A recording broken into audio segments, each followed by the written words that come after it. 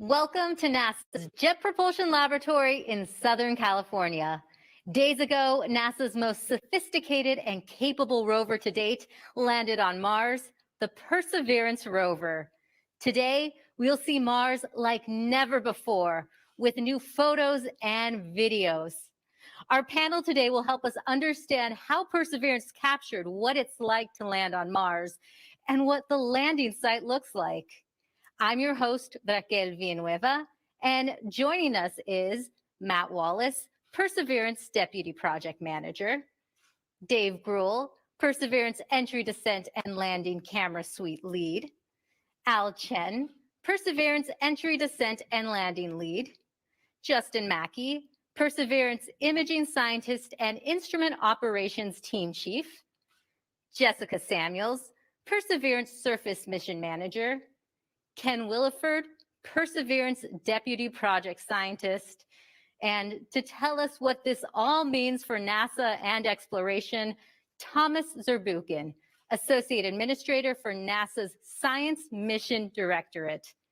We will take questions during this briefing. If you're a member of the media on the phone lines, press *1 to be put in the queue. If you're on social media, use the hashtag #CountdownToMars. Now, to get us started is JPL Director Mike Watkins. Now, I will step aside for him to give his opening remarks.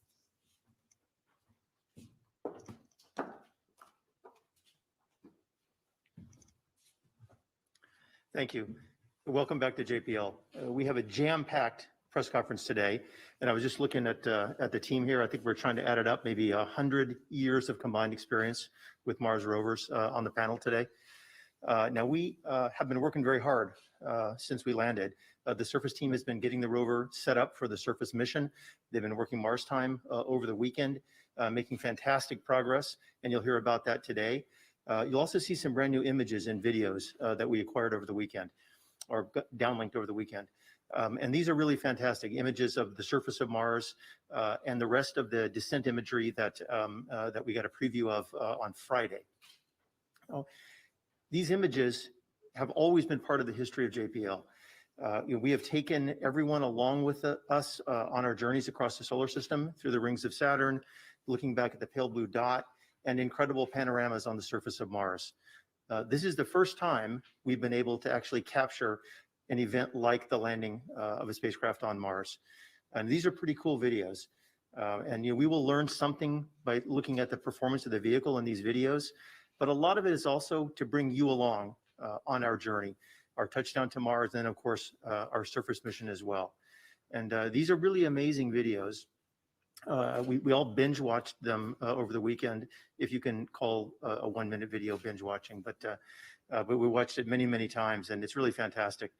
And just to show you how far we've come in the history of JPL, I want to show one image. This is from Mariner 4 in 1965. So this was actually the first first images sent back from Mars by Mariner 4, and that was hand colored by the engineers according to a code, kind of like a paint by numbers painting. And there it is, the first color image, hand painted. And so when you see these videos later, I think Dave Gruhl and Justin Mackey will be overjoyed that they didn't have to hand color each one of these images. So my hat is off. It's a great press conference today. My hat is off to the team, for getting the rover to where we are and these fantastic images down. And to learn more about that team, let me introduce Matt Wallace. Thanks very much, Mike, and thanks for the nice words about the team. I'll try to be brief because I want to get to this video, and I know you do too. I just want to give you a little bit of background on how this whole thing started. My daughter is a gymnast. She's been a gymnast since she was a little kid, and when she was about, I guess, 11 years old, and the project was still in formulation, she asked me for one of those little sports cameras. And being the indulgent parent I am, I got her the sports camera, and she put it in the harness that it came with, and she put the harness on, and she did a backflip. And I don't know about you, but I cannot do a backflip. But when she showed me the video, and I watched that camera pan up to the ceiling, and then the room go upside down and then somehow right itself as she landed on her feet. You know, I felt for a moment that I had a glimpse into what it would be like if I could do a backflip. And that was the moment that inspired a phone call to my friend Dave Gruhl over here. And that's what led to this system, this entry, descent, and landing camera system. We call them the EDL cams that you're about to see the product of here just in a moment. Now, I don't know about you, but it is unlikely at this point in my career that I will pilot a spacecraft down to the surface of Mars. But when you see this imagery, I think you will feel like you are getting a glimpse into what it would be like to land successfully in Jezero crater with Perseverance. And so without any further delay, I'm going to turn it over to Dave, who'll describe the system, and we'll get to the video. Thanks. Great. Thanks, Matt. The idea of adding a ruggedized commercial off-the-shelf hardware onto a flagship spacecraft to do a nice-to-have function proved to be quite an interesting challenge that Matt handed over to us. Along the way, we encountered one, maybe two people who were a little bit skeptical of what we were trying to do. But thankfully, we had the full support of project leadership, all the individuals directly supporting the 2020 mission were super excited to help. And in the end, we were able to actually make it happen. Our EDL CAM team were guided by two requirements, if you will. The first one was that the entry, descent, and landing system, camera system, must do no harm to the flight vehicle. And that's especially important during EDL. This was our one critical requirement, and as you all saw last Thursday, that requirement was met. The second item is not so much of a requirement as it is a mantra, if you will. We get what we get, and we don't get upset. We wanted our EDL cam system to get onto the vehicle and return amazing imagery of the vehicle landing in Jezero crater on Mars. Like every other element on the Mars 2020 spacecraft, individuals worked really hard and went above and beyond to make sure that their piece of the spacecraft did what it was supposed to do and would be successful. But in the end, we knew that our entry, descent, and landing camera system, the mission could still be 100% successful if our camera system didn't work. And if we could even get just one image or one piece of information back during EDL, that we shouldn't get upset and we should be excited.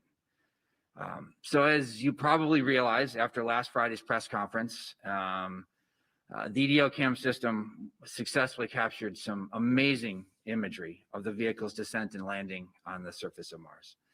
We collected a little over 30 gigabytes of information and over 23,000 images of the vehicle descending down to the surface of Mars. As a quick introduction, if I could have the first graphic, a reminder for some of you exactly what are the sensors that we included in the entry, descent, and landing camera system. There are 3 cameras that are located on the top of the vehicle on the back shell. Those cameras actually capture high rate, 75 frames a second imagery of the parachute inflating in the Martian atmosphere. Now, one of the cameras stopped operating coincident with the mortar fire when the parachute was deployed, and that's to be expected. It is a very high dynamic environment, but luckily the other 2 cameras continued to operate as expected and captured some amazing footage of the parachutes inflating in that Martian atmosphere. We put 1 camera on the bottom of the descent stage. That camera looked down on the rover as we lowered the rover on the bridles. The mobility system latched into position, and then the vehicle touched down onto the surface of Mars. We also installed 2 cameras onto the rover, one on the top of the vehicle looking up on the descent stage so the rover could actually see the descent stage, lower it down to the surface, and then ideally fly off into the distance after it had delivered Perseverance safely onto the surface. And then we also put a camera on the bottom of the rover, which actually looked down on the surface of Mars once the heat shield was dropped away and that camera continued to capture imagery until the vehicle touched down on the surface of Mars. And then we also put a microphone on the port side of the rover. Now, unfortunately, I do have to say that we did not collect any audio during EDL, but please stay tuned a little bit later in this press conference because we do have some exciting information about the EDL cam microphone. So now the reaction to the EDL cam videos has been absolutely amazing around JPL. And we are super excited to actually share with all of you video imagery of Perseverance landing on the surface of Mars. Please roll the video. Starting the straighten up and fly right maneuver, where the spacecraft will jettison the entry balance masses in preparation for parachute deploy and to roll over to give the radar a better look at the ground. Applicant indicate chute deploy. The navigation has confirmed that the parachute has deployed and we are seeing significant deceleration in the velocity. Our current velocity is 440 meters per second at an altitude of about 12 kilometers from the surface of Mars. Heat shield set. Perseverance is now slowed to subsonic speeds and the heat shield has been separated. This allows both the radar and the cameras to get their first look at the surface. Current velocity is 145 meters per second at an altitude of about 9.5 kilometers above the surface.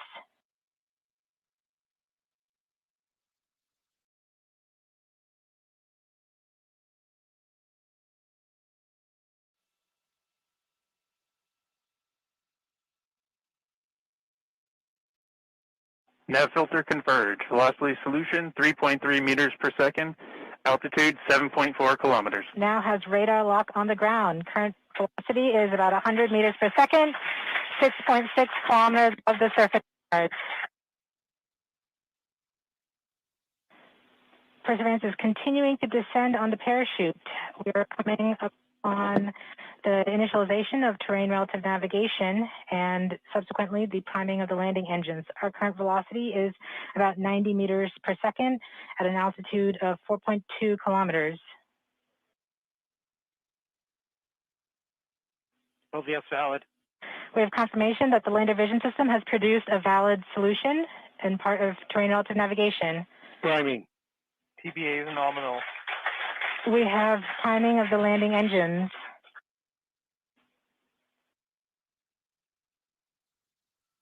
Back shell set. Current velocity is 83 meters per second at about 2.6 kilometers from the surface of Mars. We have confirmation that the back shell has separated. We are currently performing the divert maneuver. Current velocity is about 75 meters per second at an altitude of about a kilometer off the surface of Mars. Here in safety Bravo. We have completed our terrain relative navigation. Current speed is about 30 meters per second, altitude of about 300 meters off the surface of Mars. We have started our constant velocity accordion, which means we are conducting the sky crane, about to conduct the sky crane maneuver. Sky crane maneuver has started, about 20 meters off the surface.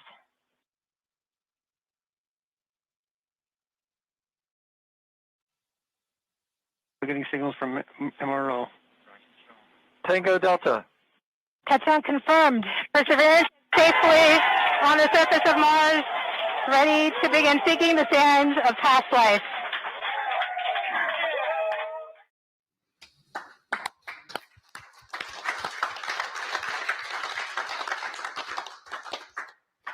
It gives me goosebumps every time I see it. Just amazing. I hope everybody kept their hands and arms inside the vehicle at all times while it was in motion.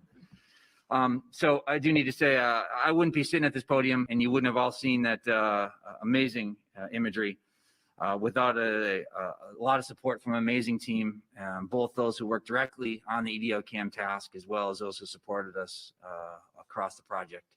I thank you for everything you've done to get us here today. Just an amazing, amazing accomplishment. So I'm going to turn it over to Al. Al is going to be our color analyst. Doesn't have a telestrator, but he's going to actually walk through some of those videos in even more detail and actually show you some just incredible things that you can actually see once you look at those videos over and over. I'm not sure the color commentator is supposed to have as many chills as I do right now, and every time I see these videos. But I wanted to add my thanks to the EL camera team. I mean, these videos and these images are the stuff of our dreams. It's been what we've been dreaming about for years. So thank you so much. Let's see. As Dave mentioned, we'll try to walk through what we see a little bit. We won't take that much time because we could spend literally all day looking at these videos, and some of us have spent all the weekend looking at these videos. But we'll just try to show you some highlights of what we've been seeing, and invite you all to continue to look for more things as we kind of see new things every time we look at these videos. So let's start with the parachute upload camera, and let me give you a quick warning to not blink because things go really fast here. You can see that you can get a sense really of how violent that parachute deploy and inflation are. The parachute is packed so densely that the pack is basically the same density as oak, and it's about 150 pounds. It gets launched out of the spacecraft with a mortar, which is basically a cannon, with a muzzle velocity of around 100 miles an hour. And the spacecraft itself was going about 1,000 miles an hour at this point, going about 1.75 times the speed of sound. So just in case you blink, let's show you that one more time. You kind of see that in high speed and then or real time, and then we'll slow it down and take a look at the details. Okay, so let's try to walk through this a bit slower, this time at about quarter speed, and we'll pause at times to point out things we see. So let's start that rolling. Okay, here you can see the pack getting pushed out of there. You can kind of see the pack right in the middle as it's being pushed, and the parachute lid, which is right on top of it, it's kind of that circle to the left of the pack, was on top of the pack. And it was there to protect the parachute during entry. It's got some thermal protection system material on it to keep the parachute nice and cool and protected. And the pack is used to push that lid right off the vehicle, given that cannon force. You can also see some of the other pack is used to push that lid right off the vehicle, given that cannon force. You can also see some of the other things that have popped off of that lid, which is kind of expected given how violent this launch really is. So let's move on from here.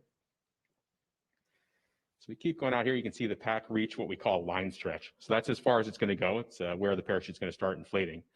That's about 150 feet behind the spacecraft, and it got there in just under 1 second. So this pack is really moving. That's pretty much, as the parachute starts to come out, you can see the pack is rotated about 90 degrees. That's pretty common. We've seen that in some of our testing here on Earth at high altitude as well. So let's keep going and take a look at the inflation. So that inflation really looks textbook. It's nice and symmetric. The parachute opens in only about 7/10 of a second, again, really fast. There's no evidence of tangling of the lines, which is great. There's about 2 miles of lines in the parachute system. So the fact that we don't see any evidence of tangling or any kind of other misbehavior is great news. And I'm sure we'll be studying this video for many, many years and picking it apart frame by frame. And of course, we have a second camera on board as well that recorded this launch and inflation of the parachute. You might notice the pattern that's on the parachute here. Distinct patterns are useful in helping us determine the clocking or orientation of the parachute. Also, the contrasting sections can be useful in tracking different positions of the parachute, different portions of the parachute as it inflates. So it's especially useful when we have multiple cameras, as we do here, and are trying to track features in the parachute inflating. In addition to enabling incredible science, we hope our efforts and our engineering can inspire others.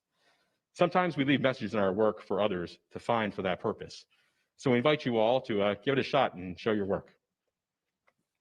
Let's move on to the rover download camera and take a look at that in a little bit more detail. So if we start that up, you can see the heat shield falling away very nicely and symmetrically. Pausing here, we can take a look at what we see on the heat shield. First, we see the medley components on the heat shield. You can see the electronics box and the gold wires that lead to all the various sensors that measure the aerodynamics and heating during the entry portion of flight. We can also see some white flecks in different places, both on the heat shield and free flying, which are likely frost that accumulated on the heat shield. That heat shield is really, really cold during cruise, so it's not at all unexpected to see some of that frost appearing on the heat shield on the inside. You can also see something we didn't expect to see if you kind of look at the 4 o'clock position on the heat shield or so, towards the middle, somewhere between the middle and the edge. One of the springs that helped push the heat shield off seems to have come loose. It doesn't, it's not much of a big deal, but it's definitely not what we expected. If you look at the other 8 springs, they actually are where they're supposed to be all around the edge of the heat shield. there's no danger to the spacecraft here, but it's something we didn't expect and think we wouldn't have seen if we didn't have the camera system to show us what was going on. So let's keep rolling here. We can see that the heat shield basically stays in the same orientation as it flies away from us. They'll come back into view in a little bit. But this is great. This is kind of what we expected in terms of the aerodynamics of that heat shield. It doesn't tumble or do something weird that was unexpected in flight. So that's very useful to have this video to show us that. So in the interest of time, let's skip ahead to about 15 seconds before backshell separation. So starting this video here, you can see that the spacecraft is rocking back and forth while hanging under the parachute. This rocking is less than it was earlier in flight, but pretty much what we expect. There, that white flash was backshell separation, and you can see us throttle up and begin our divert maneuver. You see the vehicle's turned over, so we're actually beginning to fly east. And that's why you can see the delta over there. As it maneuvers eastward to the eventual landing site, it actually passes over the field of view, will pass over the landing site and then kind of overshoot it a little bit because it's got to stop that horizontal divert that we did. You can see everything's nice and smooth now that the engines are under control, that on-sheet parachute rocking is gone. So here we are, slowing down and stopping it, and we're coming straight down on our eventual landing site here. You can see that as we really begin to slow down here, you can see the engines as we get lower, throttle up there and stop us here. And you can see it beginning to push all that dust around on the ground on the two sides. That shaking there is the rover deploying and the mobility during sky crane. And here we are coming down, and that rocking motion of the rover we'll see in other videos. But that settles down right before we hit the ground in a nice, safe, flat spot. There doesn't appear to be too much of concern that's right below us.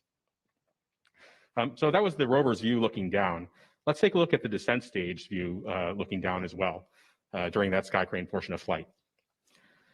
So here we go. The rover begins to drop away from the descent stage, and that's the first part of mobility deployed. You can kind of see here right before we pause that the mobility kind of shook a little bit in that first deployment.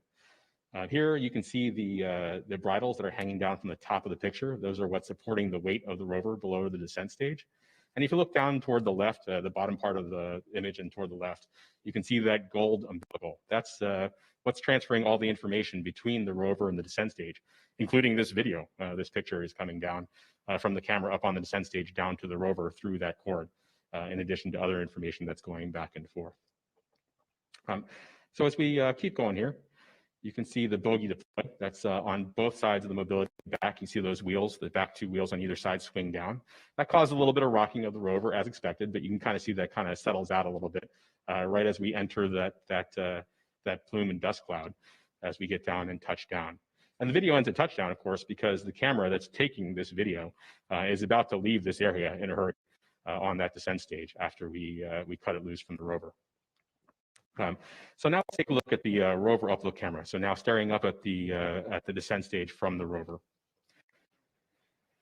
So here we go. We got a really close-up look at the descent stage, and we can start rolling that. You can see the descent stage as the rover begins to fall away from it, and see the effect of that rover wobble from the mobility deploy. So pausing here, the first thing that most people will probably notice is that there's no plumes or no visible smoke or anything else coming out of the rockets at the corner of the descent stage. That's expected. Hydrazine isn't a combustion reaction when we burn it. The exhaust products are nitrogen and hydrogen, which are clear. So we expect the plumes to be clear. That's what we see in tests here on Earth as well.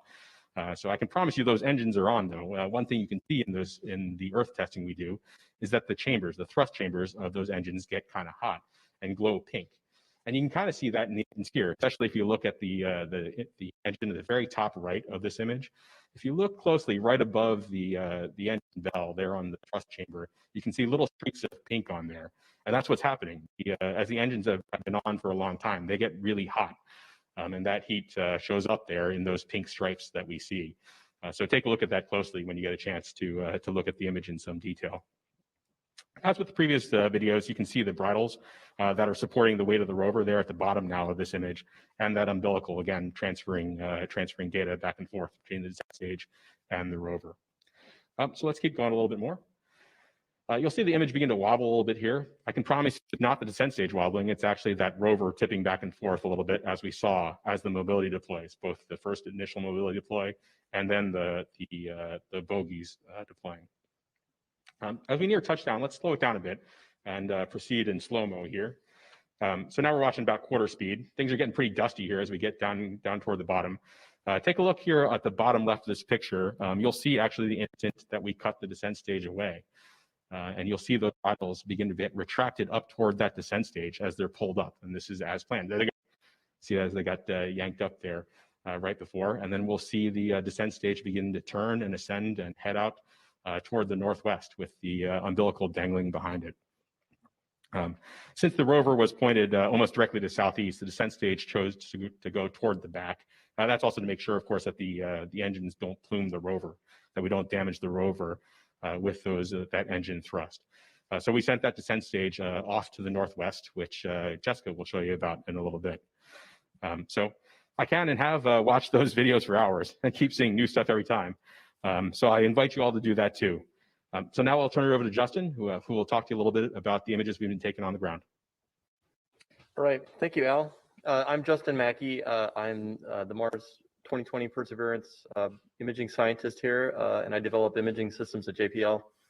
And when Dave asked me to help out with the EDL cam development about 6 years ago, I was really excited about it. I knew it would be challenging and interesting, and even possibly spectacular, but I had no idea that it would be this amazing. And we are so happy and proud. And I just want to thank Dave and Matt for just giving us the leadership and giving us the chance to do this.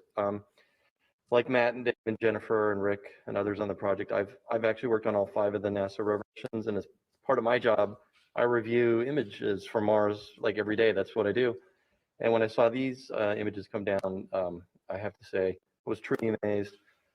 And I know it's been a tough year for everybody, and we're hoping that maybe these images will, help brighten people's day. Your smartphones and make them your screen backgrounds and things. I'm just really happy that it all worked out. So now we're on Mars, and I'm going to talk a little bit about what we've been doing over the weekend. Over the weekend, we deployed the RSM. And if you go to the first picture, there's a picture of the remote sensing mast, the RSM, which is that mast on the rover, and you can see the navigation cameras up there, the left and right navigation cameras, or nav cams as we call them. This is another new imaging system that we've developed here specifically for the 2020 mission. These cameras represent a pretty significant advancement over previous imaging systems that we've flown. These are 20 megapixel color cameras with very high resolution and wide angle lenses that we use to basically map out the surface as the rover drives, and then we use these images to do planning and things. And so the first thing we did after we deployed the mast is we started imaging the surface. So the next slide shows one of our first images from the cameras. This image is actually in low resolution mode. So it's 1/4 of the full resolution of the camera. So it's been shrunk down. But you can see right there the vista that we're seeing. This is the rover, obviously, on Mars, and you can see some of the material that landed on the deck. But everything looks in good shape, and so we're using these images to inspect not only the vehicle, but the surface around us. The next slide shows the view down towards the surface. You can see the wheels there. This is the same surface you just saw in the EDL cam videos. You can see some of the scouring that the rocket plumes did for us, clean it off, make it nice and clean so we can take pictures of it, dust it off for us. The next slide shows a view looking out towards the south, and this just an amazing scene here. This is it. This is Mars. We're here in our place that we're going to be exploring over the next months and coming years, and it's just really exciting to see. These scenes look familiar to us. They look Earth-like in a sense. You see the mountains back there and the rock and things. It's just really is the surface of an alien world, and we just arrived. You can also see some more scouring there over on the right. The next image looks over towards the west. You can see the delta out there in the horizon, and again, more scouring from the rocket plumes. And then we take all of these images and we stitch them together into panoramas. And so that the next frame shows the full panorama from the NavCam stitched together. We're still working out the calibration and things. So this is approximate color, but it just gives you a feel for the vista here that our new environment that we're going to explore, and we're hoping everyone will join us in seeing these images. Today we're going to be releasing a whole slew of raw images. It's been a fire hose of data, basically. We have thousands of images already from the EDL cameras, nav cams. You've seen the HazCams. And so we will be putting those out on the website today for people to download and process yourself, or just look at the great pictures, find your favorite picture, and make it your screen background. And then the last image that I just wanted to point out is the first image, one of the first images from the Mastcam Z camera. This is another next generation imaging system on the rover. Jim Bell is the PI. I'm the deputy PI for this, working with our industry partners, MS Cubed, down in San Diego. This is just a fantastic imaging system. This is a preview of things to come. This system has a zoom lens on it. That's what the Z stands for. And we are going to get incredibly high resolution photos from this imaging system. I just wanted to point out a few things in this picture. On the far right, you can see those cables where they had been cut in the video that you just saw. So there's kind of a close-up of that. And then just in the middle, to the left of that black instrument, that's the rover upload camera. That's the camera that actually took the video of the sky crane as we were coming down. And then in the bottom of the frame is the Mastcam Z calibration target set. There's two of them. There's the circular one with the shadow post, and then the color chips on the bottom. There's another cal target in the back. That's the SuperCam instrument with our partners from Los Alamos and in France. We're going to be commissioning SuperCam over the next few days. And then finally, just as a teaser, I'll point out that there is a little antenna there to the right on that box, the center right. That is the helicopter antenna. It's a helicopter base station location. And preview of things to come. We're excited about that as well. So with that, I'm going to turn it over to Jessica to talk about latest status. All right, thank you, Justin. I know you can attest firsthand to being in the control room and the excitement that everybody has been experiencing, seeing all these images from the surface. And as they come down, you know, we're immediately sharing them, and everybody clapping and smiles all around. So, great camera suite. So I am happy to report that Perseverance is healthy and continuing with activities as we have been planning them over the first few sols on the surface. To date, which is really only just 3 sols of activities and one more, and coming up later this afternoon, we've executed 5,000 commands.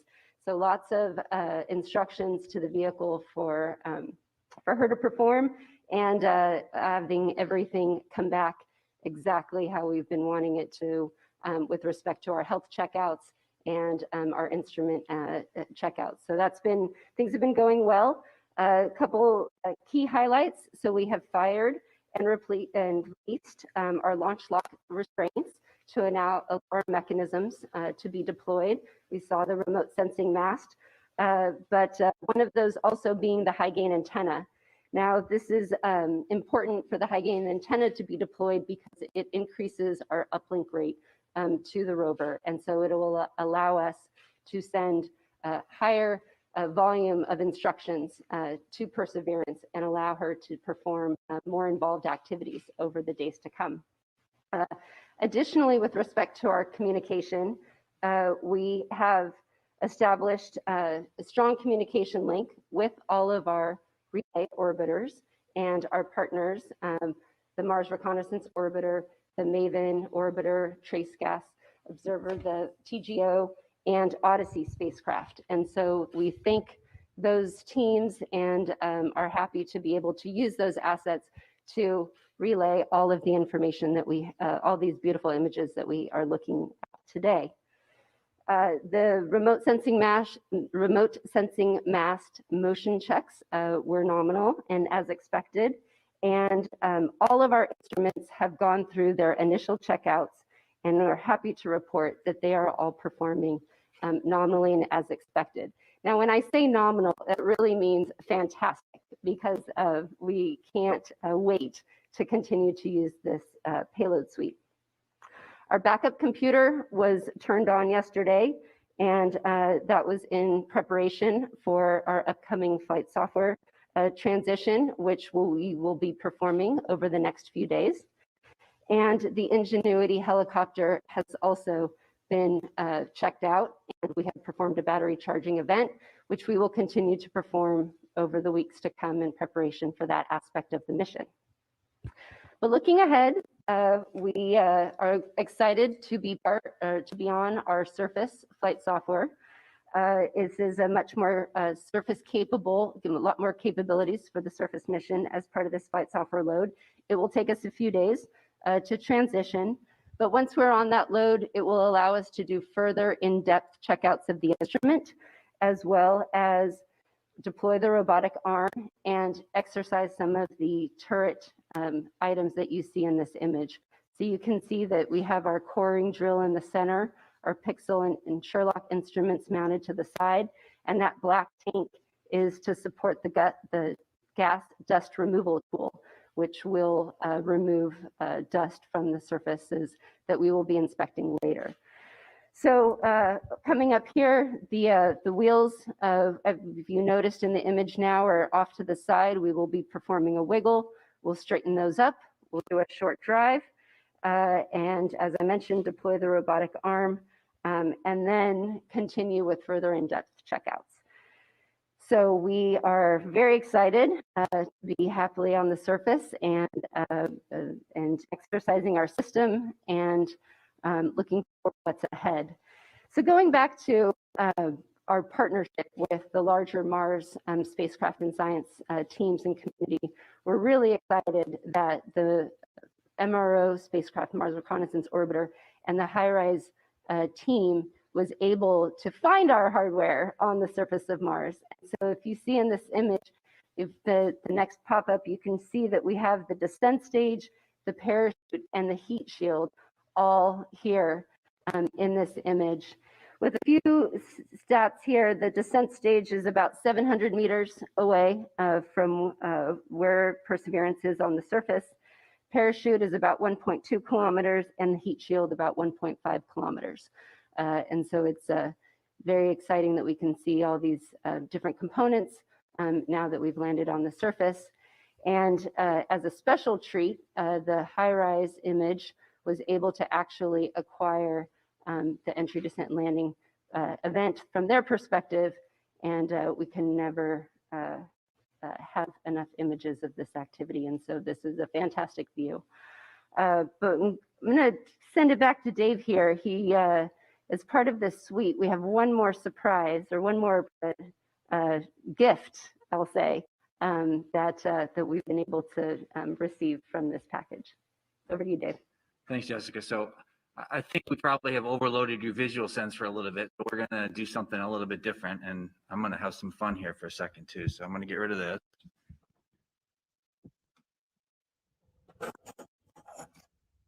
And I'm going to talk to you now with this. This is the microphone that was part of the EDO camera system. When the EDO cam system was first envisioned, it was set up as just a bunch of cameras to capture some amazing imagery on the surface of Mars. And about a year or so after it was first conceived, I got a phone call, another call from Matt. After talking to headquarters, asked the question, could we possibly put a microphone as part of our EDO camera system? So we worked with the team, we took a look, and sure enough, it was something that we could do. And so we started off that detailed design and identifying a microphone that would work for us and getting it onto the vehicle. About a year after this first started, I'm giving a tour at JPL. And I happened to mention to the group that I was giving the tour to that the decision had come down and we're working to actually include a microphone onto the vehicle. And after the tour was done, a gal came up to me and she said some things to me that I won't forget anytime soon. She said, I'm super excited that you guys are going to try to put a microphone onto the rover and get it to the surface of Mars. And I was very appreciative. And I asked her afterwards, I said, I'm curious, why is it that this relates to you so much? And her response was that her sister was visually impaired. She was not able to see these images that we saw earlier or that we sent down in the past. And while she tries to describe them to her, she felt that she just can't quite capture that same sense of amazement that she gets when she gets them visually. And that by actually getting a microphone onto the surface of Mars, the hope was that she'd be able to experience things on Mars the same way that she was when she actually looked at them. And that stuck with me. We continued to work super hard to make sure that this microphone would work. And that's part of the reason we were disappointed why it didn't work when we actually went and did our entry, descent, and landing sequence. I wish I had actually captured that individual's name. I would love to reach out to her now and say, we've done it. I hope your sister is enjoying it. Because what I'm going to show you in a second, or what you're going to hear in a second, is actually the first sounds being recorded from the surface of Mars. So there are 2 microphones on the Perseverance vehicle. There's this microphone here, which is part of the entry, descent, and landing system. And there's a second microphone that's on the SuperCam instrument. And we're counting on both of these instruments, recording some absolutely amazing sounds from the surface of Mars. So with that, I invite you now to, if you would like to close your eyes and just imagine yourself sitting on the surface of Mars and listening to the surroundings. If I could have the first one, please.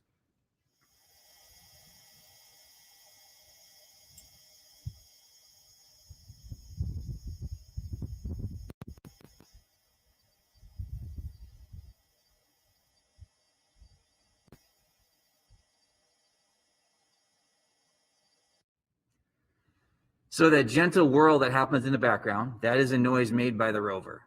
But yes, what you did hear 10 seconds in was an actual wind gust on the surface of Mars, picked up by the microphone and sent back to us here on Earth. The analysis indicates that was around a 5 meter per second type of wind gust.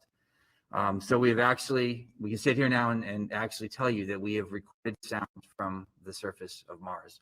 So we have a second one, which basically further reduces the noise of the rover, so you can just hear what the wind would sound like on Mars. And once again, I invite you to sit back and have a listen to what it would sound like to be on Mars.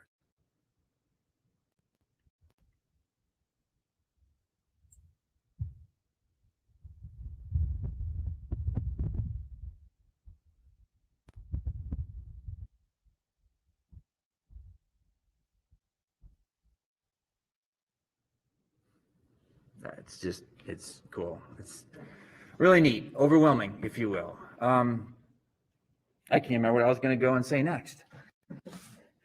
So looking forward to doing some amazing things with the microphones going forward. We need to work with the ops team. There's some great science that they're looking to do. We're hopeful that we continue to use these microphones, both the SuperCam microphone and the EDLCam microphone, to capture sounds, perhaps the rocks interacting with the surface.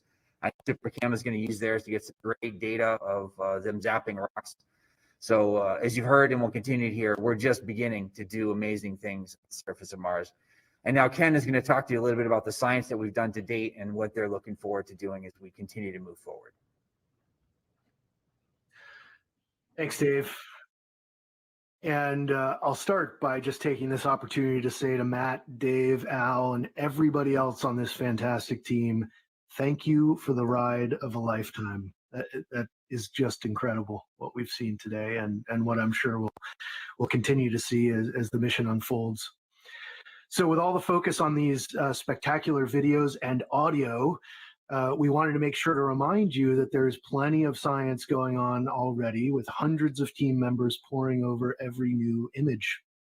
So if we can get the first of those images, as you'll see in this NavCam frame, we start with what may seem like very basic observations: light rocks, dark rocks, holy rocks. That's holy with an E. We use these very generic terms at this early stage until we have more data that allow us to test our hypotheses and make more confident interpretations. Follow along with the mission, and you'll see that this is a theme. As we get closer, our view of Mars continues to resolve and a coherent story emerges. Next image, please. Finally, I just want to briefly point out that we are finding real science value in these EDLCam videos. Here you can see a beautiful new perspective on the Jezero Delta. And if we can get the next image, also a new perspective on some of the beautiful stratigraphy around our landing site, which is up near on the far right side of this image.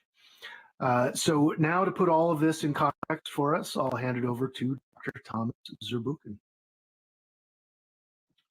Well, what we've seen here today is really nothing short of amazing. You know, and perhaps you've had moments like this before. Some of you have told me that I was too young to remember, but they had a moment like that, for example, when they observed the first landing on the moon. They had moments like that where it felt that we took a big leap, not just in this case because of at JPL or at NASA, but a big leap as humanity.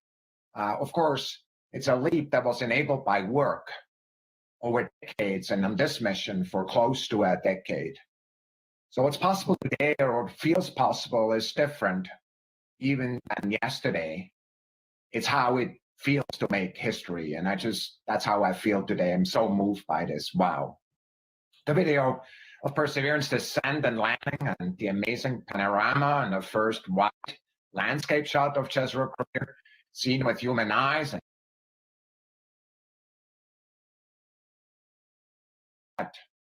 the landing on Mars without putting on a pressure suit. That video, I believe, should become mandatory viewing for young people who not only want to explore other worlds and build spacecraft to take them there, but also want to be part of diverse teams achieving all the audacious goals of our future. At the center of that is a team, and I'll ask for the next image.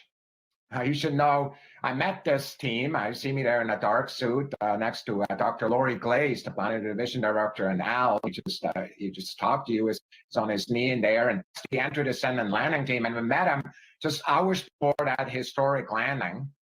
And I love this picture because, of course, the event today demonstrates that the human aspect of exploration.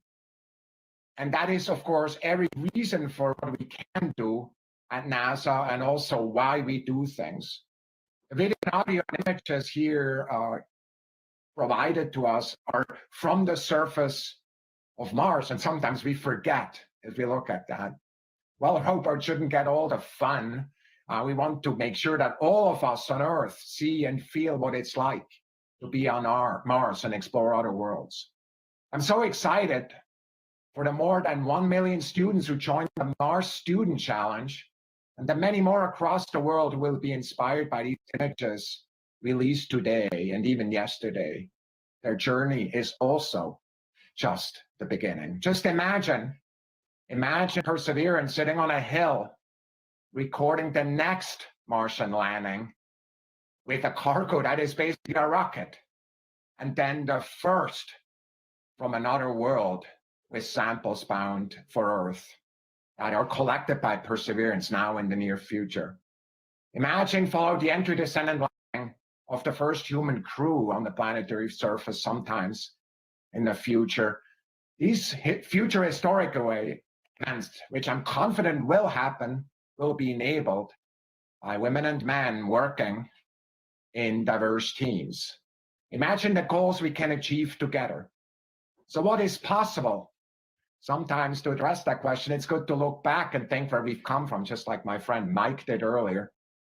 We've been on a journey, both as a human race for quite a while now, and I don't want to show this next image of Sojourner, of the Pathfinder mission, which was designed for 7 sols or Martian days or so, maybe 30, ultimately lasted for 85 Earth days in 1997. I remember that really distinctly. A true Pathfinder indeed, it weighed 23 pounds, and returned a surprising amount of data back to Earth, and a surprising amount of science for many scientists, I must say.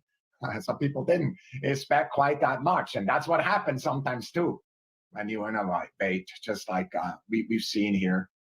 We've grown from that seed. Now Perseverance is the size of a small car, and it's ready for us for the next giant leaps. And here's a picture that we're putting up that is one of the many pictures that we're releasing. And of course, it's a picture, one of my absolute favorites, and that's a picture of the sample caching system on there, because it's that sample caching system that will connect this mission to the samples that will bring back to Earth and other historic feed we're working on. This system is on the surface of Mars now. I remember distinctly looking at it before we packed it up from JPL and moved it over. Then, of course, launched it from the top of a rocket. This, my friends, is one of the indelible moments in NASA's history where what we can see and what we can learn and what we can hope for in the future and the extraordinary emotions that takes makes it feel all of us coming together. That human element will fuel our future at Mars, which is bright indeed. And it will fuel the dreams of a new generation that will return to Mars and also study the samples that we will eventually bring home. I'm so grateful to this team and literally the thousands, both at JPL and within the US and around the world, to all of you who have engaged in this mission. As has been noted, the raw image pipeline is opening up. Please go take a look at these data and play with them, especially those of you, the children and the youth that have signed up to our educational campaign. What can you find in these pictures? And who's going to compose the first piece of music with actual Mars sound? Mike, Matt, Jennifer, Al, many of you leaders, I could not be more proud of both you and your team. On behalf of our entire NASA leadership team, a heartfelt and a proud thanks to you. For the record, Matt, I'm so glad for your idea about these cameras. We will learn a lot from that, much more than we ever expected. And of course, this is just a start. For the surface team, the real work starts now to evaluate the surrounding and start a plan and our trajectory across Jezero Crater. It's a big team and there are lots of discussions, but that's science in action. Stay with us. There is much more amazement to come. Back to you, Raquel. Thank you, Thomas. And we'll now move on to your questions. Remember, if you are a member of the media on the phone line, you can press *1 to get into the queue. If you're on social media, you can tag questions with the hashtag Countdown to Mars. Now, starting on the phone line is Bill Harwood from CBS News. Yeah, hi. I guess this is for Al or maybe for Matt. I mean, other than the loose spring you guys saw in the heat shield, is there anything at all in that video that looked off nominal? I mean, you know, it looked like it was almost textbook. And I'm not saying that just to, I don't know, give you free praise, but I didn't see, you know, I don't see anything like that. So is there anything? Thanks. I can take that one. We've been pouring over those videos and looking for anything that could be wrong, and also looking at the rest of the data. And we did have a pretty clean run through entry, descent, and landing. There were a couple of bits of the parachute lid that came off. Some of that was expected. In fact, we knew that there was some risk of that as well.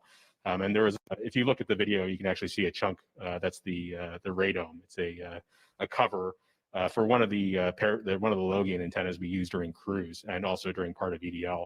That came off.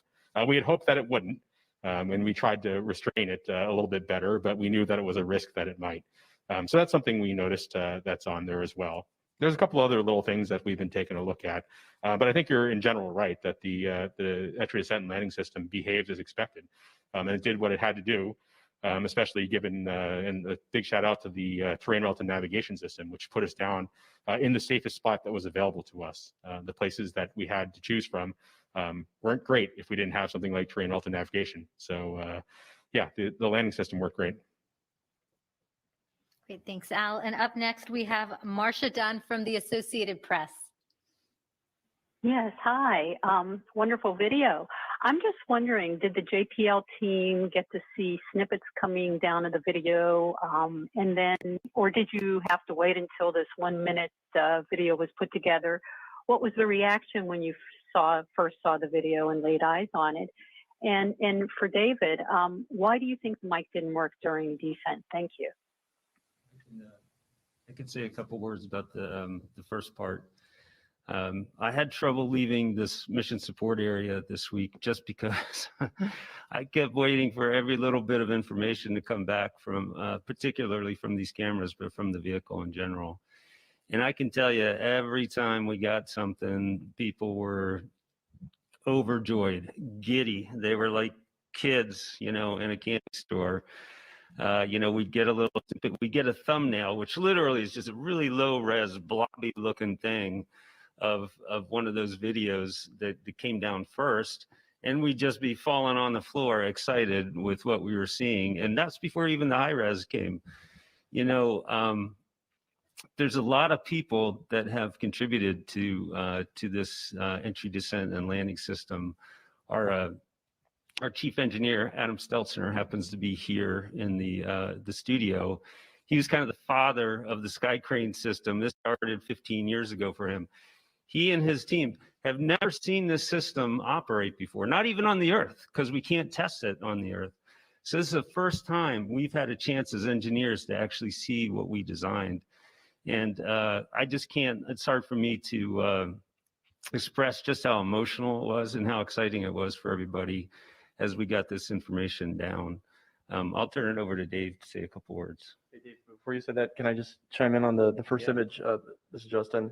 I will say, when we get these first images of any of these imaging systems, the test images never look as good as the real thing. It's not even close. In fact, it's very hard to simulate a lot of these things, especially these, sky cranes and things. And so the images that we normally see during test programs are, there's always like a ladder in the background, or the lighting's never quite right, or there's a car. In the case of the EDL cams, we have these big targets out in parking lots, and we were dodging cars to try to do our tests and things. And so that moment that you get these images from Mars, it's just kind of an electric feeling where it just all just snaps into place, and you get these pictures that are just like perfectly, they're pictures of Mars that you can never simulate here on Earth. And I think that we all experience that, especially after we go through months and months of testing, and the images don't really look that great. And, people get skeptical, like, are these cameras really that great? Because, that looks like a garage or something. So it's just amazing to get these pictures. And I think we all feel that way, because we're all seeing pictures of insides of labs and everything, and they're never that great. But it's amazing to get these photos from Mars. Okay. Yeah. I'll give you my take. So Thursday evening and Friday, when the data started to come down and kind of realized what we had, I was sitting at home and my phone started to go off, and I was getting FaceTimes from people who were in the MSA. And what was happening was that they were starting to show them on the monitors that we have hanging on the wall. And people were turning their phones around and saying, Gruel, you got to see this reaction. And people were just jumping up and down and giddy and ecstatic. And it was a great feeling. I mean, from where I was sitting, I not only was excited to see these videos and what we had captured, it was also the fact that a lot of people had put in a lot of effort in to make this system work.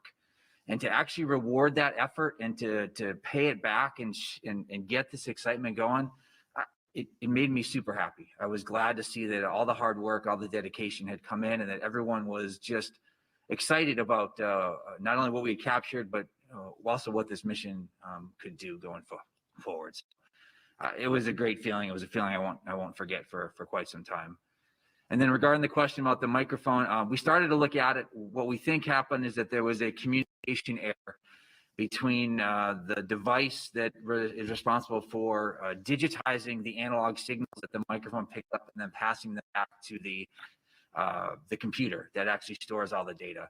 We're not exactly sure why it happened. It could have been a fact that it was just so much data streaming into the system. We tested it, but obviously everything's a little bit different on Mars than we actually have here on the ground. So we were pretty quickly able to determine we didn't think there was a hardware issue with the microphone, which is why we were able to approach the project and get their concurrence to try to turn the microphone on then on that SOL 2 boundary.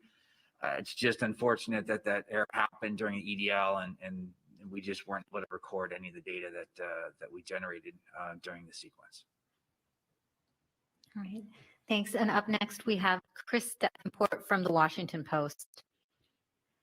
Hi, thanks for taking the time and for showing this. I really appreciate it. I wonder if you could talk a little bit about the cameras that were used to record the video. I understand they were specially designed maybe by a commercial company called FLIR Systems.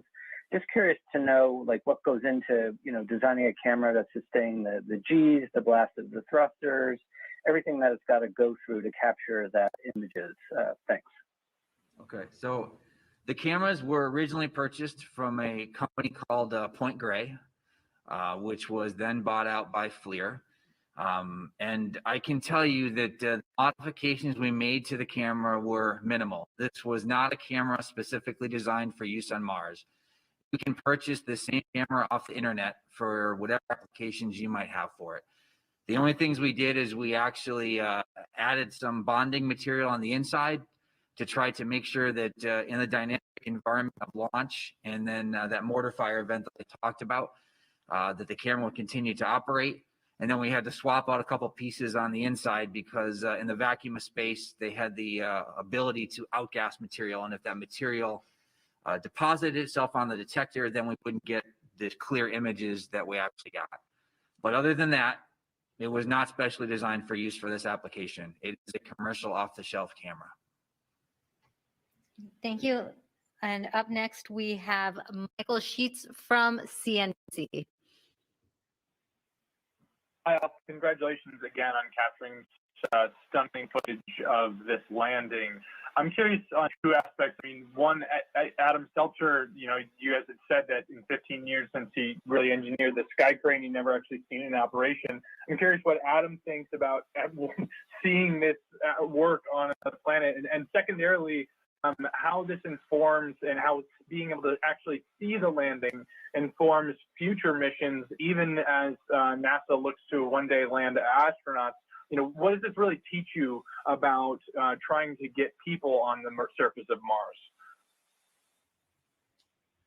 Mars? Let's see. Adam's not up here, but I can channel him for just a moment, perhaps, and tell you that this is a thrill of a lifetime. I think not just for Adam, but all the people that contributed to this architecture development back on Curiosity. I remember when we first briefed this system, with the supersonic parachutes and multi-body systems, and we're going to lower this thing on a tether, and people just looked at us like we were insane. And Adam and his team, of which Al was part, they kept at it, and they explained why it made sense. They explained why it was robust. They explained why it would work.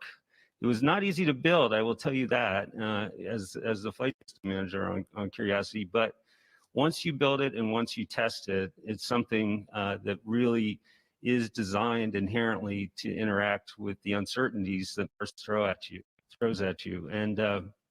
And so I think being able to see his system operate like this, in high definition, landing at Jezero, it doesn't get too much better than that, I don't think. So I'm going to throw it to Al. He can maybe say a few words about the types of technologies and information that we have on the technologies on the system, and information we got getting back from EDL and will be getting back as part of our reconstruction activity that feed into the future. Yeah, I mean, I think we can talk about a lot of things. I mean, but as Matt mentioned, as a fresh-faced kid, when the sky was invented, and I was in that room, and it's amazing to see it finally in action. Even though we knew it worked once, we didn't know for sure it was going to work again, and then for it to work again, and then for us to see it is incredible. And just starting with Sky Crane there, you can see some things that I think are going to be useful to the future. One thing that's, of course, of a lot of interest, especially as we start landing bigger things, is the plume ground interaction. The interaction between those rockets and what they're doing to the ground and how they kick things around. And we've got great video of that here this time, both from the rover download camera and the descent stage download camera. We can see how those how they create those scours and stuff gets pushed together and creates a sheet underneath the rover. We can see that all occurring. So that's super useful. The parachute stuff too. One thing we didn't show necessarily here is that the parachute upload cameras, the two that we got, are at 75 frames per second. So we can see that inflation that only occurs in 0.7 seconds, in less than a second. You can see that snap open and look at all the details of how it unfolds and how it's symmetrically inflated. And all those things are very useful for future missions, both whether they're landing more things and people or stuff and then people. SRL, other missions are going to use, future missions like the sample retrieval missions are likely going to use things like parachutes and rockets, of course. So we're very interested in seeing how those cameras and what we see in those camera images can teach us about how those systems are actually performing and make our systems more robust in the future. Thanks, Alan. Matt. Up next, we have Ken Chang from the New York Times. Hi, thank you. I was wondering if you can give me a few more details about how the data came back. Those 30 gigabytes that was collected, how much has come back, and what was the data rate that you were able to send them information back? Thank you. Maybe Jessica can. So I can say that as part of our commission activity, we actually walk the data rate up over the course of our different overflights with the orbiters. And so we start with a lower rate, 2,000, 8,000, and then we increase that into an adaptive data rate with the orbiter, in which we can continue to go many megabits, 2 meg, 8 meg, and then much further beyond that over the course. The total volume that I don't have off the top of my head, and so maybe, I don't know if that's something that Dave or we can provide for you later. Justin, do you have how many images we got back? Yeah, we counted. So we counted yesterday that we're releasing today. There was about 4,500 that we've gotten so far that were pushed onto the web today. And I will mention that when the orbiters fly overhead, the comm passes typically return, let's say 500 to 900 megabits per pass. And we've had, I don't know, well, we've had a lot of them now, like 5 or 10 of them. We've typically had about 2 to 3 overflights per night, and it does vary. The rates I was referring to are the communication rates from the rover to the orbiter. And then once that's collected, then we're anywhere from, some passes smaller, 80 to 100, and where we've had other passes which have been significant amounts of data up at 700. And so it is variable per orbiter and per orientation. Yeah. And I want to add one more thing I wanted to mention about the camera technology and then this data. We haven't mentioned it, but in addition to use commercial cameras, we're using a commercial computer, an Intel-based PC that's running Linux, open source. So it's the first open source, at least that I know of, open source Linux box running on the surface of Mars. Actually inside the rover, it's quite compact. And so there's the Linux operating system. And we compress the video using FFmpeg, which is another open source tool. So thank you to the open source community for allowing us to use your amazing software. Appreciate it. I just very briefly, I just want to note, as Jessica said, you saw some of the terrific imagery from the Mars Reconnaissance Orbiter. We've been getting fantastic support from the orbiter community, not just MRO for both that imagery and the comms, but also from Maven, which is a Goddard spacecraft, from Odyssey, one of our older orbiters, and for the ESA European Trace Gas Orbiter as well. Some of the biggest data volume passes we've had brought back a lot of this imagery came from our partners in Europe, and so thank you all to them. Okay, and up next on the phone lines is Mike Wall from space.com. Thank you all for doing this, and yeah, it's really amazing video. Thanks for sharing it. There's a question for Dave. What do you anticipate doing maybe with the EDL mic now that it's up and running? Do you see it having any kind of diagnostic uses during the deployments of the robotic arm and sort of like the instrument checkouts and so forth? What do you see it doing aside from recording Martian wind and the sound of the dirt under the wheels and so on? Thank you.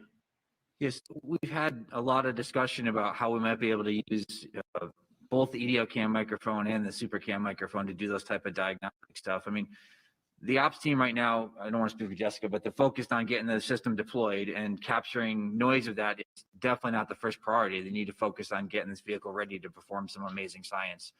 But that doesn't mean in the future we could not sit down and discuss the possibility of capturing audio files of an actuator as it actually spins on the surface of Mars. The noise is an incredible thing that engineers can use to basically detect the health of moving systems, gears and actuators and things like that. And so if we get a snapshot of a actuator today, and you can compare over time, do another snapshot, another audio file of that actuator in the future, compare the two and see if there's anything that can be learned in terms of the health of that device. Now, with that said, I do need to remind everybody that the microphone that's in the EDO camera system, just like all of the cameras and other hardware, is off-the-shelf hardware. It is not designed to live in the hostile environment of Mars. It gets down 120 degrees plus below zero at night, and then it warms up significantly more in the day to -40 or something like that. So those temperature cycles in that cold temperature are going to significantly limit the life of these devices. They're just not designed to last for long periods of time. The SuperCam microphone might continue to work. It actually is designed a little bit more for this particular environment. It can last longer. So I think, you know, as you heard, I think Dr. Z mentioned earlier, we're always surprised by how rugged and robust some of our items are, how long they actually last. You know, they continue to operate far longer than we designed them. We've gotten pretty lucky over the last couple of days. Perhaps we'll get lucky and the hardware will continue to operate on the surface of Mars and allow us to do those type of diagnostic things in the future. Jess, you want to add anything more about how you might consider using them? Well, I can say that that application was one of the things that we had projected and tested and wanted to make sure that even though this was a capability that was part of the cruise and entry, descent and landing software package that we're operating right now, we've also carried that capability forward into our surface software. And so assuming the hardware is good, we're open and ready to use it. Yeah, and I will mention to the question, we actually have gotten requests from instrument teams wanting to turn on the microphone to observe their instrument functioning. Moxie is one of the instruments. It's going to be generating oxygen, has compressors and scroll pumps and things. And they actually want us to use the microphones to do diagnostic acoustic measurements. So I actually think that this might become something that all rovers might want, because everybody knows that when you hear something squeaking, it's diagnostic. Maybe you need to check it out, and it tells you a little bit about how it works. And so we will find out how these get used. It's actually kind of exciting, and we're getting requests from the teams. So we're working to put those into the plan. Well, I'll just say I hope it does survive long enough so that we can hear those wheels crunch over the surface of the planet, because I think we would hear it. And I think it'd be great to hear that big rotary percussive jackhammer drill taking that first sample of a rock on Mars as well. I think we'd hear that also. So I'm hopeful that our little microphone will hang in there for some of those events. Great. And up next is Lisa Grossman from Science News. Hi, thanks for taking my question. The video is amazing, and a lot of it looks a lot like the animations that you've shown before the landing to kind of advertise this. Excuse me. Going forward, how will you distinguish the video that is the real video from the animations to kind of make it clear to people what they're looking at and keep them from getting confused or not be fuel for conspiracy theorists saying we haven't actually done this? I guess I could try to take that one. I mean, I think we should label very clearly which ones are from Mars and not. I think it's clear to a lot of us, but I think you're right, given the way that the animation's been pretty good. I get a sense for how that could be confusing. I think we should label them going forward. Now that we have this kind of video, we should be clear what's real. What a great problem to have. Exactly. I mean, it's an amazing problem to have. Justin, do you have any thoughts? Yeah, I can attest to it's real. It's actually real. I know, because I know the data very well. It's stunning and it's real. And that was our thought too when we first saw it. We're like, wow, this looks like doesn't look real, but it is, and that's what's so amazing about it. And you know, I know I've seen some of the video games are getting pretty good. You know, second glance, you look at a sports game and it looks like it's real, but it's fake. But this is actually real stuff, and that's why it's so exciting. And I actually just want to say, for those of you that want to go watch the videos, personally, I like watching like quarter speed or even slower, because there's so much detail in there that anyone who's done animations knows that would take a lot of time to do. And it all happened so quickly, and the camera cut everything. And so that's how we know it's real, because we know so much about these systems, but there's just so much detail that's one way that you could look at. But yeah, there's one other thing I forgot too. I remember early on MSL, when they started coming up with the animation for Curiosity's landing, we had a discussion about the plumes actually coming out of the descent stage, and the fact that they were clear and that you wouldn't see them in real life, like you don't see them in the rover upload camera. But we thought that it would be that people would be expecting to see them in the animation, so they took some artistic license in putting them there. So here I can tell you now that hopefully our future animations will show the right thing and show the clear plumes like you see in the real video. Yeah, the same comment for the exquisite detail on the rover, if you actually look at, every cal target's in place, every little twist, every tie, cable tie, they're all there. In the animations, you usually don't have that. When you get down to that level of detail, at least now you typically don't, because a lot of the things happen kind of last minute, and as the rover's getting built and people slap things on and they're not in the drawing, so the animators don't pick it up. And that's another thing that's amazing about this video. Every single detail is in there, so encourage people to look at it. It's fun. Yeah. Thanks, Justin. It really is some beautiful detail. Now we have a social media question to take. Jerome on Twitter asks, some pictures we can see dirt and small rocks inside the real wheel rim. Was this expected, and will it become an issue if more dust and sand is picked up along the way? Yep, I can speak to that. So it's not uncommon for us to have rocks and dirt inside the wheels, either from the landing event or as we're driving across the surface. You'll also notice on the deck, we also experienced some of that debris coming down on top of the rover. And we design our mechanisms for these conditions, so we don't expect any issue with the material from the landing event or as we continue to rove across the surface. Thanks, Jessica. And right now we have a call from Eric Berger on ARS Technica.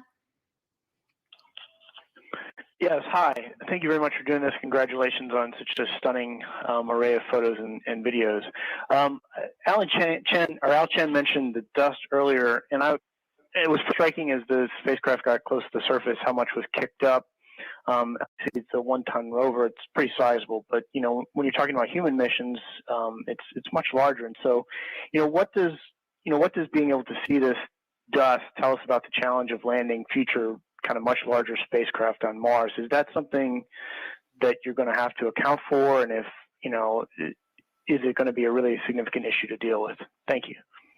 Yeah, I think I can take that one. I mean, I think, as most people know, right there, as far as I'm aware, there are no landing pads on Mars or barges that we can land on, prepared places. So we're going to have to deal with, especially if we're going to use propulsion, we're going to have to deal with this plume ground interaction.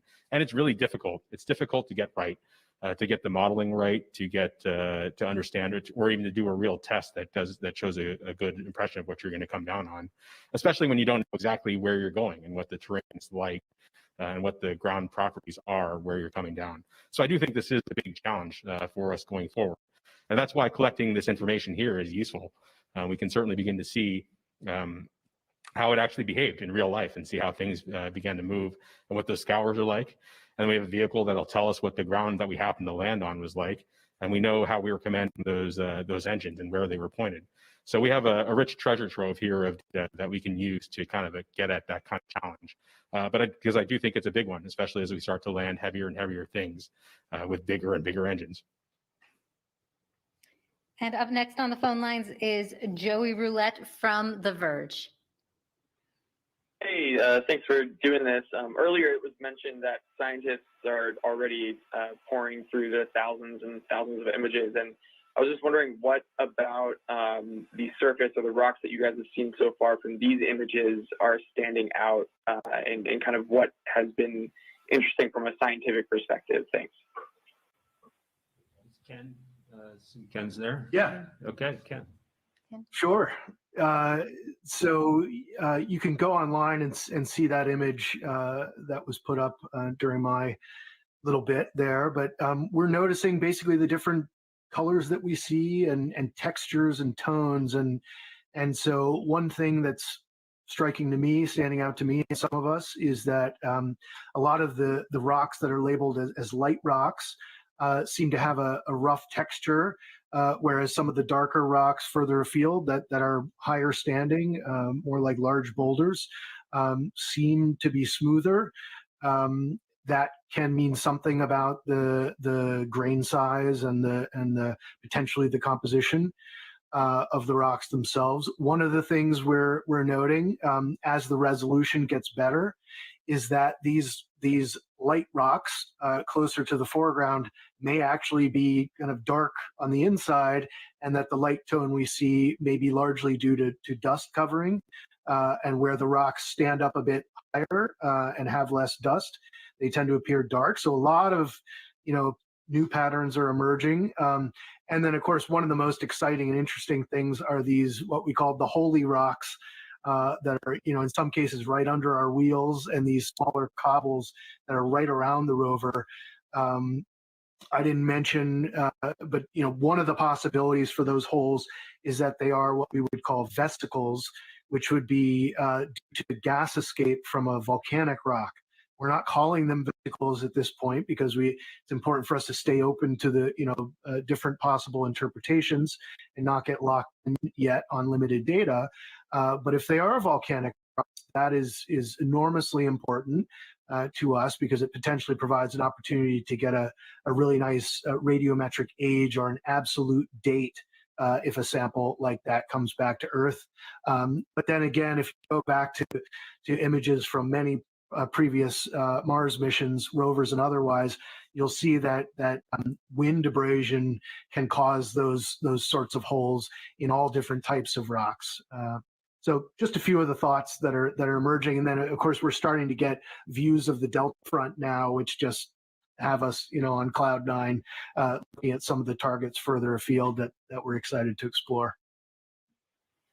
Great. Thanks, Ken. We have another phone line question. Mark Zastro from Astronomy Magazine. Hi, thanks for taking my question. I guess this is a question for Al. And I was just wondering if you could speak to the performance of the landing vision system, if you've gotten a chance to dive into that, how the range figure and terrain relative navigation really performed, and just sort of what it was thinking, how it was making its decisions as it descended. And then when you look at its performance and its accuracy, how do you judge it? And can you see that improvement over Curiosity? Yeah, that'd be great. I mean, I was really hoping for a chance to speak to that a little bit, actually. The lander vision system, as part of the terrain relative navigation system, really did great. In fact, here's some stats, right? Based on the targeted, well, we took many images on the way down. We got tons of landmarks. We were very able to match up what we saw with our onboard map. It was almost perfect, better than many of our field tests or even simulations. So we got a very good lock on where we were. And in fact, when you combine that with our safe target selection and where we flew to, we only missed the targeted pixel by about 5 meters. So we were aiming for a particular spot on the planet once it decided what was reachable and what the safest spot was. And given how well the lander vision system performed and our system in flying us there, we only missed by 5 meters. So that was really great. I mean, I think we've really showed that this system can do what we wanted it to do in helping us figure out where to go and go to a safe spot. Great. Thanks, Al. We have so many questions coming in that we are going to keep the phone lines open for a little while longer. Remember to press *1 to get in our queue. For now, I'm going to take a social media question from Bob on Twitter, who asks,